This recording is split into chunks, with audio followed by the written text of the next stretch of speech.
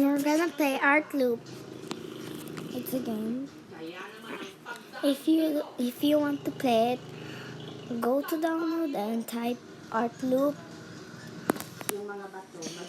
Just press the fire and water and you can be with people.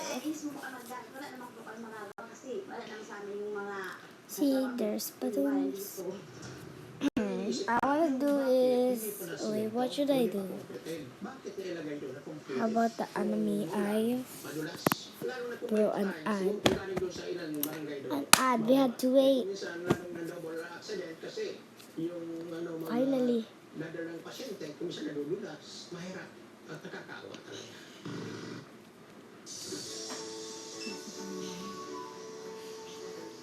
That's why I'm an artist in real life.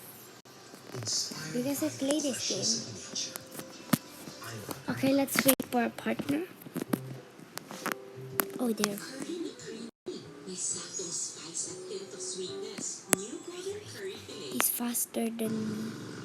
Isa sa mga napeperwisyo ang teacher na si Edith. Simula umaga, tuwing kami ay papasok ng school and after school po.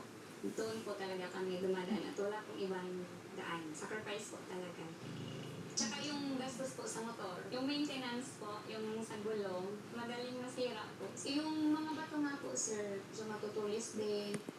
Ang proyekto iginawad din sa SunWest Construction and Development Corporation at Hightone Construction na parehong pagmamay-ari ng pamilya ko. Ang DPWH naglabas ng pahayag tungkol dito. It must be emphasized that this is phase 1 of the undertaking. The scope of work covered is limited to road opening and protective structures. The road concreting is programmed to be funded in the succeeding years. I'm doing great right now. Ang kapitan ng barangay Kabasan, mas lalo pang sumighi nung nadiskubre niya sa kabilang bayan What's ng hers? Santo OMG, Domingo. that looks May complicated. isang barangay na nabigyan That ng one. mahigit 1 billion pesos na budget para sa road construction. Gayong 1,000 lang ang bilang ng mga residente doon. Ito ang barangay Alinso. It's a fishing village in Santo Domingo. That's with why around I'm an 276 artist. families. And maglalagay ka doon ng 750 million Because road. So, in real life, I'm saan pupunta artist. yung road na yun? Because I play this game and it Kaya teach me to po draw. mga project, wala po ako dyan na knowledge.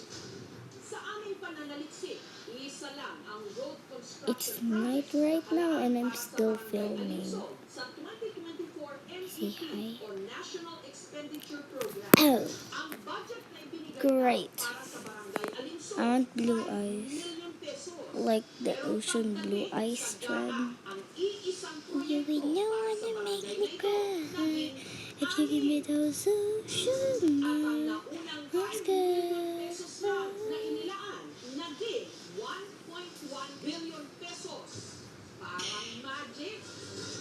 Dito sa bicameral committee na to, nangyayari ang mga insertion, no? Dahil nga, bantay na bantay tayo din sa debate, din sa lower house at saka sa upper house. Pero kadalasan, pagdating sa bicameral, hindi na natin masyadong nababantayan. Kaya nga, isa sa mga panawagan namin, ilabas sa publiko yung bicameral committee report ng 2023, 2024, 2025. Binaybay ng aming team ang ginagawang coastal road ng barangay Alinso. Okay, this is great right now. We're doing great. Dito naabutan nila ang OMG. mga truck na may nakasulat na Hightone Construction Company. Meron ding maliit na field office ang DPWH. Walang masyadong mga kabahayan at sasakyan sa lugar. Pero, ang kalsada, 2 lanes, at kompleto pa ang street lights. Matapos ang Wow! I got victory! I win! saan naroon ang isang maliit na rest house. Okay, let's make another. First, I break dance. Then I launch myself into orbit. Don't just nap on the windowsill. Like this, but That lets your cat sometimes talk, there's dance, many and fly. eyes. Finally, an app. But that's AI. Na dati raw personal assistant ni Congressman Zaltico. Kung titingnan mo, may vested Click the interest art using the battle. people's money to benefit not really the people, this one. Lalo na kung ang contractor ay yung firm mo. Better than me. Tatanong ang mga tao, bakit daw doon? Wala naman na magpinginabang doon, walang dadaan. Ano daw yun? Or private, personal use? Let's make pandas. First, Not I this break again. dance.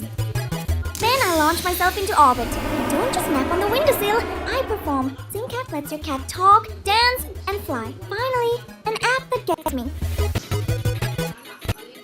Dito sa Maynila, kung saan nga Okay, let's wait for a partner. Magalo, si to join. Secretary Dizon, pati na ang mayor ng Maynila, si Isko Moreno. Secretary Dizon, kayo po, kamusta? Frustrated. Slowly nakikita natin yung talagang dumi at gulo dito sa sahensyan to. No? Ang nakakalungkot lang talaga, yung kawalan ng malasakit sa mga dapat nagbibinipisyo dito sa mga project tulad ng ganito, parang baliwala eh. Tatalo na ako dito. Kapag nga sabihin ko sa inyo, bakit na akong tumalon dun sa tulay na hindi natapos ng 8 years eh. Sabi niyo raw, gusto niyong tumalon. Kasi 8 years na daw yung tulay na yun na nakating. Pero hindi pinondohan. Instead, ang pinondohan, yung mga flood control na wala namang saysay. Ginagawa na, dapasan. Dapasan working. Dapasan natin DPWH. Nagulat nga ako na it's no longer human-centric, it's about pocket-centric. Di ko kaya sinadya na guluhin Ay sigurado kung sila. para mas Sigurado. makakurakot sila. And this has been going on, ma'am, for years. Maybe decades. Mayor kayo, be careful what you ask for. Ayan, nilagay ko kayo sa ICI. This looks so cute.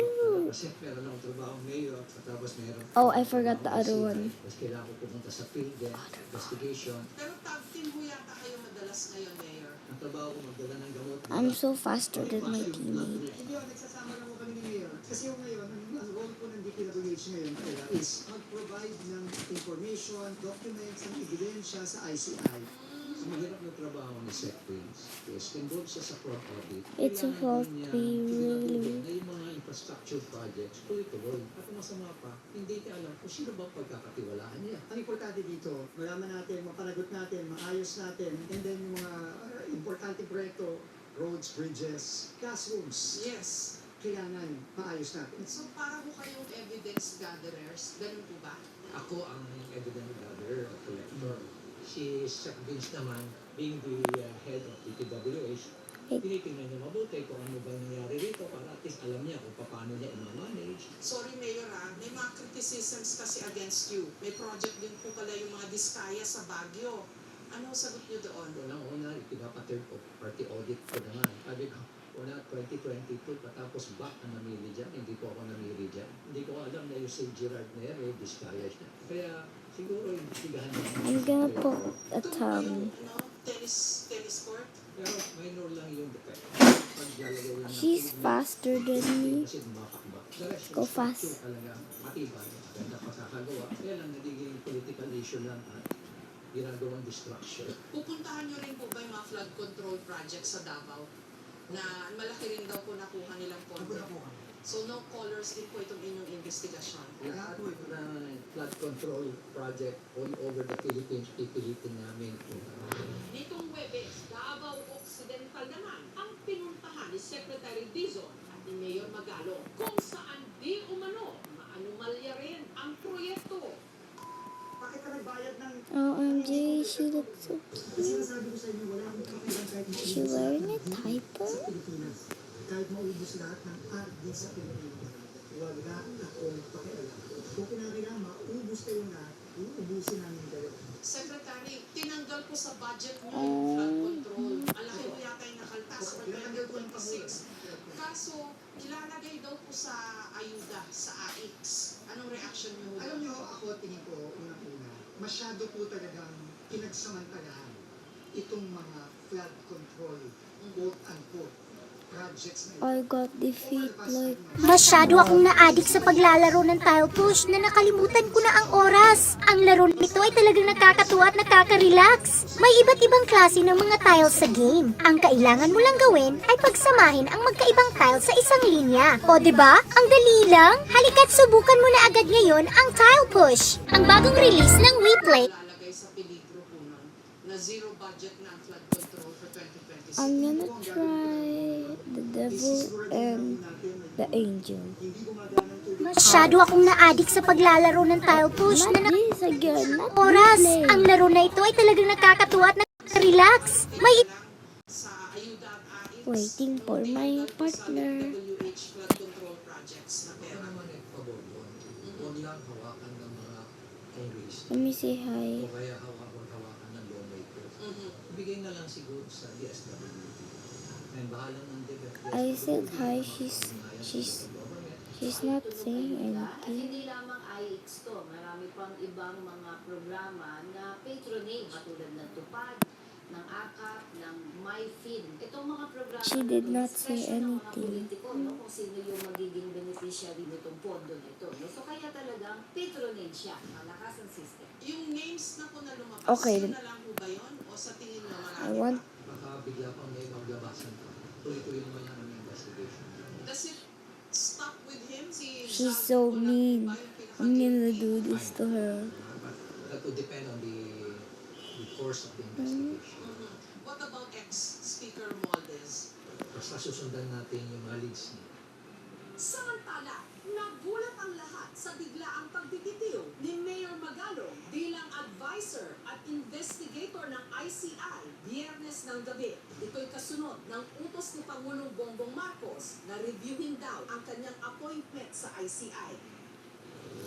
Nitong Huwebes, sa pagpapatuloy ng hearing sa Senado, humarap ang dating sundalo ng Marines, si Orly Guteza, na nagpakilalang dati ring security consultant. I keep deleting it on accident. Pwede ko bang i-confirm?